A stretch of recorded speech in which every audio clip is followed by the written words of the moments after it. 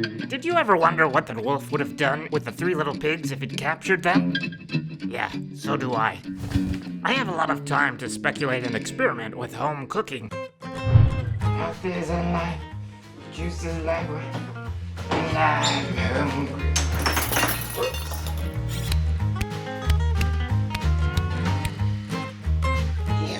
Hey Siri, can wolves eat chocolate?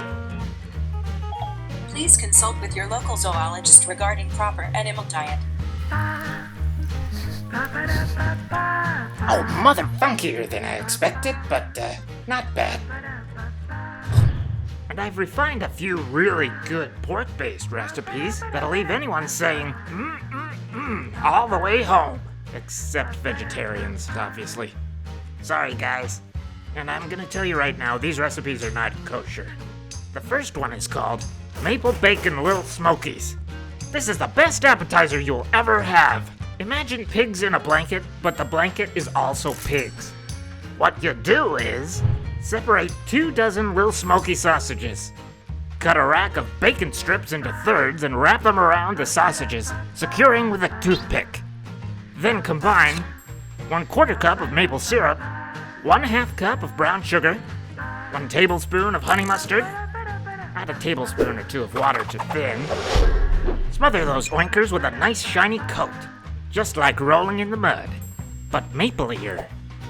Bake them in an oven at 350 degrees Fahrenheit for 35 minutes, and you've got yourself a party.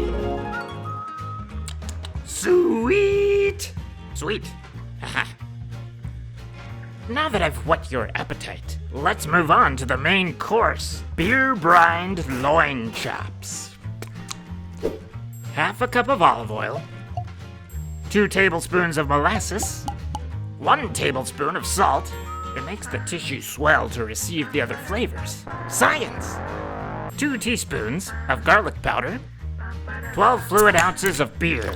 I use a lager for a good malty balance. 1 teaspoon of oregano. Chill for 8 hours. At this point, if you have the right type of enzymes in your gastrointestinal tract, you can go ahead and serve yourself. If you're a human, though, you'll probably want to finish this off on the grill. Grill at 350 degrees between medium and high for about 7 minutes on each side. Season with freshly ground peppercorns, and you've got chops worth chomping. I'm getting hungry just talking about it.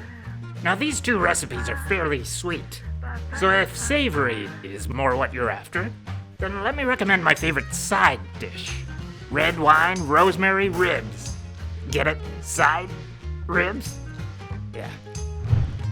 Separate 1 rack of pork ribs. Season generously with salt and pepper. Sprinkle with about 7 cloves of garlic and rub evenly into the meat. Pour in at least 1 cup of red wine.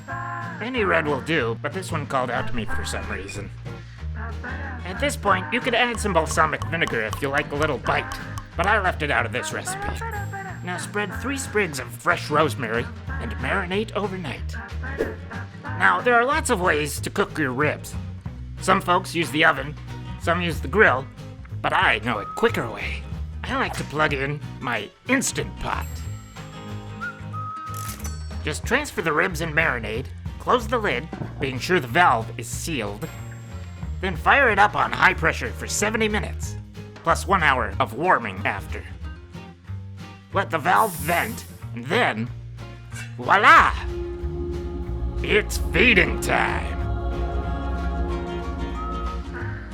I hope these recipes serve you well. If you like them, I'll try doing more in the future. Feel free to leave recipe requests in the comments and I'll see what I can come up with. In the meantime, these 3 little pigs are sure to bring the house down. Bon appetit. Excuse me. Hey Siri, what's the abbreviation for teaspoon? Teaspoons can be abbreviated as TSP. Are you sure that's not tablespoon? Which wine varietals pair well with hot dogs?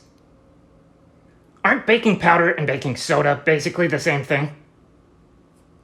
Hey Siri, where did the paprika go? It was on the counter a minute ago. Hey Siri, Which part of the rhubarb is poisonous? Hey, Doc. I don't feel so well.